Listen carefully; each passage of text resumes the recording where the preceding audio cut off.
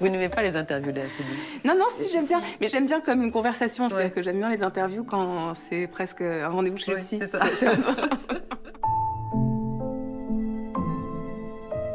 En 10 ans, vous êtes devenue l'actrice la plus sollicitée du cinéma français, avec une filmographie incroyablement éclectique, allant du film d'auteur le plus pointu au blockbuster le plus puissant.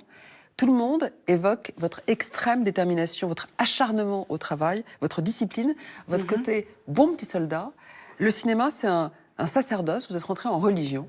Je ne sais pas si je suis un bon petit soldat. Je n'ai aucune rigueur, mais j'ai beaucoup de volonté. Ouais. Et on peut dire que la volonté, c'est une forme de rigueur.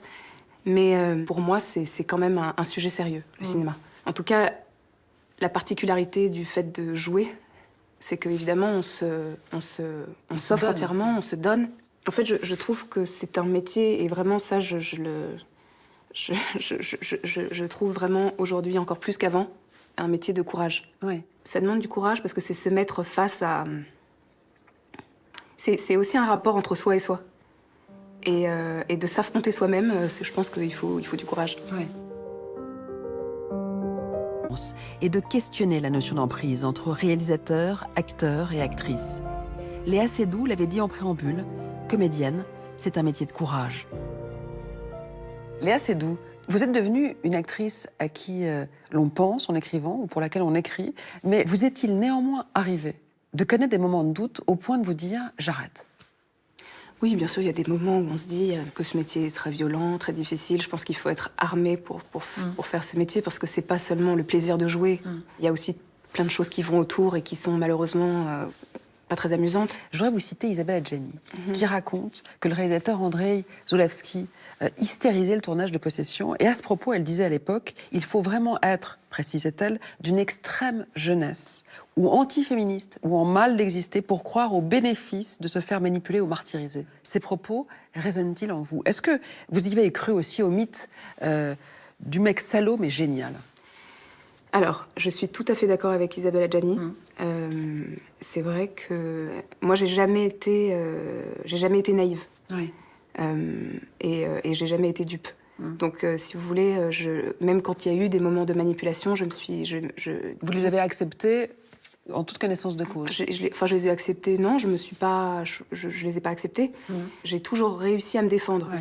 Mais c'est toujours le problème du pouvoir, quoi, du fait qu'on est sous le joug d'un réalisateur tout-puissant. D'un réalisateur tout-puissant. Et en France, on sait que le réalisateur a vraiment tous les pouvoirs. Et en plus, c'est quelque chose qui est accepté. Par exemple, moi, j'en ai fait d'ailleurs les frais. Je veux dire, j'ai été dans ce cas de figure-là. Je me suis toujours positionnée où j'ai réussi à résister face à ça. Mais il n'empêche que le mal était quand même... que j'en ai quand même souffert de ça. Et c'est ça qui est intéressant aussi. C'est pas parce que on peut se défendre. Parfois, on peut se défendre et on en souffre quand même. Et la souffrance n'est pas moindre. Et puis, il y a une autre ambivalence. Parce que vous pensez à un tournage en particulier, c'est La vie d'Adèle, sur lequel, effectivement, vous avez été très malmenée.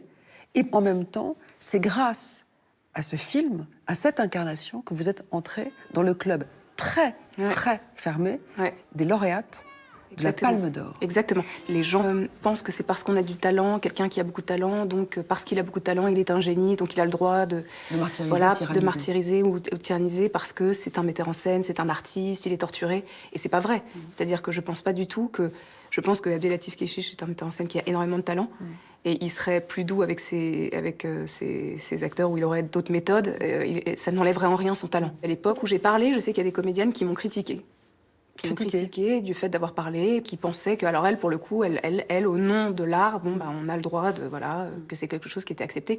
Mais je vous dis, quand j'ai parlé, c'était vraiment, ce que j'ai dénoncé n'a pas du tout été, j'ai pas du tout été soutenue, quoi. C'est même le contraire. Ce qui est fou. Les producteurs, même du film, m'ont demandé de me taire.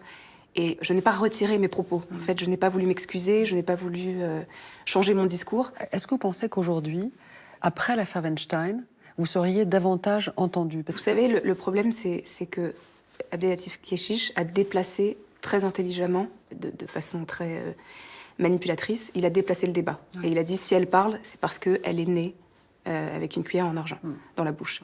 Tout d'un coup, c'est devenu un débat, évidemment, Sur la sur lutte le des plan classes. social, exactement. Alors que ce n'était pas du tout, je m'exprimais justement. Et justement, si j'ai pris la parole, c'est parce que aussi j'avais un statut à l'époque où j'avais déjà fait plusieurs films.